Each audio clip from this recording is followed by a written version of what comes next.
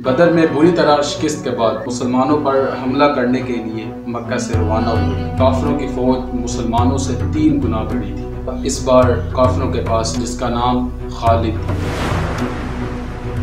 مدینہ سے 1000 کا لشکر لے کر آقا کریم علیہ السلام روانہ ہوئے۔ جب 1000 مسلمانوں کا لشکر احد پہنچا، عبداللہ بن ابی اور اس کے 300 ساتھی مسلمانوں کی فوج سے الگ ہو گئے۔ مسلمان صرف 700 رہ گئے۔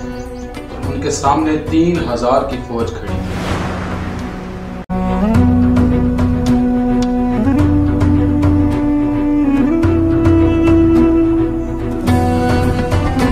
بدر میں بری طرح شکست کے بعد مکہ کے کافروں نے 3000 لوگوں کی فوج تیار کی اور مسلمانوں پر حملہ کرنے کے لیے مکہ سے روانہ ہوئے۔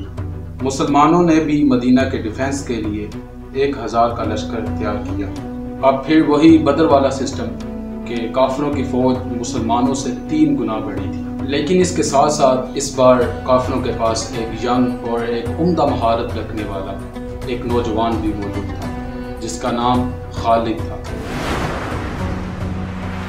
آقا کریم علیہ السلام نے مدینہ کے اندر رہ کر لڑائی کرنے کا مشورہ دیا ہے، لیکن زیادہ صحابہ نے کہا کہ مدینہ سے نکل کر اوپر صحرا میں لڑائی کرنی چاہیے، اور آقا کریم علیہ السلام نے اپنی رائے چھوڑ کر اپنے صحابہ کی رائے کو مانا اور مدینہ سے 1000 کا لشکر لے کر آقا کریم علیہ السلام روانہ ہوئے۔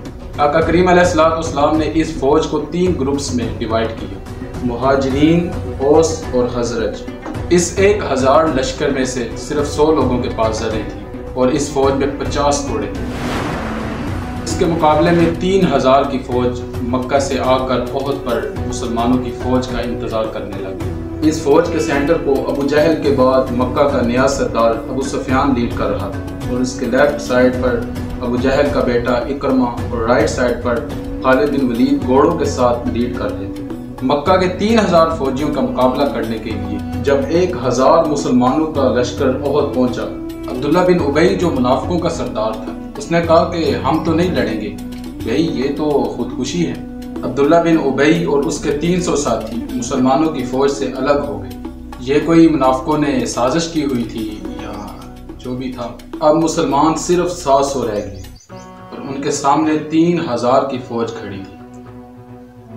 آقا کریم علیہ السلام نے 50 لوگ جو کہ تیر انداز تھے ان کو اس پہاڑ پر بھیجا تاکہ مکہ والے پہاڑ کے پیچھے سے حملہ نہ کریں، اور ان 50 لوگوں کو کلیئر آرڈر دے دیا کہ اگر تم دیکھو کہ مسلمان جنگ جی چکے ہیں تو پہاڑ سے نہیں اترنا، اگر تم دیکھو مسلمان ہار گئے ہیں اور پرندے ان کے جسموں سے گوشت کھا رہے ہیں تب بھی تم نے اپنی جگہ سے نہیں ہلنا۔ کافروں کی فوج سے ایک بندہ سامنے آیا اور مسلمانوں کو چیلنج کیا، تو حضرت علی رضی اللہ تعالیٰ عنہ نے جا کے اس کا کام تمام کر دیا۔ پھر اس کا بھائی آیا، اس کو حضرت حمزہ رضی اللہ تعالیٰ عنہ نے قتل کر دیا۔ آپ اسی طرح کفار آتے جاتے اور مسلمان ان کو مارتے جاتے۔ اس کے ساتھ دونوں فوجوں نے حملہ کر دیا۔ پہلے لڑائی تھوڑی سخت ہوئی، لیکن آہستہ آہستہ صحابہ ان کو ختم کرتے گئے اور مکہ والے حوصلہ ہارنے لگے، اور تھوڑی سی لڑائی کے بعد بدر کی طرح میدان سے بھاگنے لگے۔ پہاڑ پر جو لوگ موجود تھے انہیں لگا کہ ہم جنگ جیت چکے ہیں۔ ان میں سے 41 لوگ پہاڑ چھوڑ کر میدان میں آ گئے مال غنیمت اکٹھا کرنے کے لیے، اور پہاڑ کے اوپر صرف 9 تیر انداز رہ گئے تھے۔ بس یقیناً اس وقت کا انتظار خالد بن ولید کر رہے تھے۔ خالد اپنے گھڑ سواروں کو لے کر بڑی ہی سپیڈ سے پہاڑ کے پیچھے سے بڑھے۔ مسلمان جیتی ہوئی جنگ کے بجائے 2 فوجوں کے درمیان پھنس کے رہ گئے تھے، اور آہستہ آہستہ بہت سارے صحابہ شہید ہونے لگے۔ مسلمانوں کے مین جنرل حضرت حمزہ رضی اللہ تعالیٰ عنہ کو ایک حبشی غلام وحشی نے بھی شہید کر دیا۔ دونوں فوجوں کے لڑنے کے درمیان ایک افواہ پھیل گئی کہ آقا کریم علیہ السلام شہید ہو گئے۔ یہ افواہ اس لیے پھیلی جب خالد بن ولید پہاڑ کے پیچھے سے حملہ کر رہے تھے، ان کے ایک گروپ نے آقا کریم علیہ السلام کے کیمپ پر حملہ کر دیا۔ اس وقت آقا کریم علیہ السلام کی حفاظت کے لیے وہاں پر 9 لوگ موجود تھے۔ لڑائی یہاں تک گئی کہ رسول اللہ صلی اللہ علیہ وآلہ وسلم کا دانت مبارک جو وہ شہید ہو گیا، لیکن حضرت طلحہ اور باقی صحابہ نے انہیں بچائے رکھا۔ 9 میں سے جب 7 شہید ہوئے تو کافروں کو لگا کہ انہوں نے رسول اللہ صلی اللہ علیہ وآلہ وسلم کو شہید کر دیا۔ کیونکہ انہوں نے مصعب بن عمیر رضی اللہ تعالیٰ عنہ کو شہید کیا تھا، جن کی صورت آقا کریم علیہ السلام سے بہت ملتی جلتی تھی۔ اتنے میں مسلمانوں کی فوج وہاں سے نکل کر پیچھے ہٹ گئی تھی اور آقا کریم علیہ السلام کو لے کر پہاڑ کے اوپر چلے گئے اور پہاڑ کے اوپر جا کر پھر سے ریڈی ہوئے جنگ کے لیے۔ مکہ والے پہاڑ کے اوپر چڑھ نہیں سکتے تھے کیونکہ ان کے پاس گھوڑے تھے۔ اگر وہ پیدل پہاڑ پر جاتے اور ان کی سپیڈ بڑی سلو ہوتی اور مسلمان پہاڑ کے اوپر سے ان پر تیروں کی برسات کرتے۔ ابو سفیان نے اب مکہ واپس جانے کا فیصلہ کر دیا۔ جاتے جاتے ابو سفیان نے حضرت عمر رضی اللہ تعالیٰ عنہ سے پوچھا کہ کیا ہم نے محمد صلی اللہ علیہ وآلہ وسلم کو شہید کر دیے؟ تو حضرت عمر فاروق رضی اللہ تعالیٰ عنہ کہنے لگے نہیں، وہ تو جو تم کہہ رہے ہو وہ تو سن رہے ہیں۔ جب ابو سفیان نے یہ سنا تو ابو سفیان بڑا غصے میں آیا اور پھر وہ اسی غصے کی حالت میں مایوس ہو کر مکہ واپس لوٹ گیا۔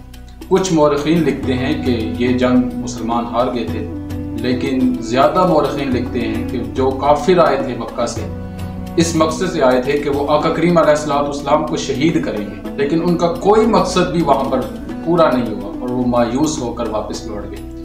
چنانچہ مسلمانوں کو اس جنگ میں بہت نقصان ہوا تھا۔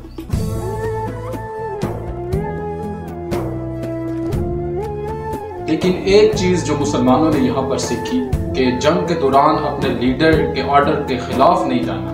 پھر آنے والے سالوں میں بڑے بڑے سپر پاورز کے ساتھ ان کی لڑائی بھی ہوئی، کبھی بھی مسلمانوں نے اپنے لیڈر کے آرڈر کی خلاف ورزی نہیں کی۔ مکہ کے فوج واپس تو چلی گئی، لیکن اس بار ابو سفیان نے پورے عرب سے 10,000 کی فوج جمع کی اور مسلمانوں پر حملے کی تیاری شروع کی۔